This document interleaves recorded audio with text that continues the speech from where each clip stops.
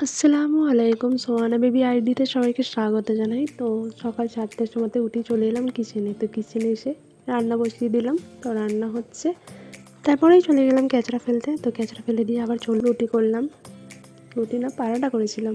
তো তারপরে tiffin packing করে দিলাম, কেননা টিফিন নিয়ে যাবে।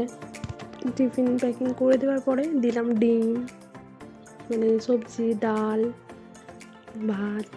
তার মধ্যেই আমার মেয়ে উঠে পড়েছে, তো মেয়েকে নিয়ে একটু বসলাম। তারপরে সকালের নাস্তা কমপ্লিট করে চলে এলাম কাজ করতে।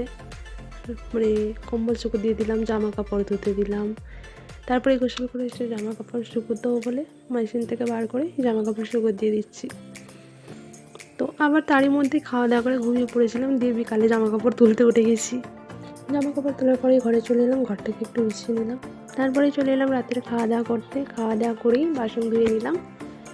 তো আমার মিনি ব্লগ আমি এখানেই শেষ করছি। আমার ব্লগ যদি তোমাদের ভালো লাগে তো লাইক করো, কমেন্ট করো, শেয়ার করো, আমার পাশে থেকেও। বাই।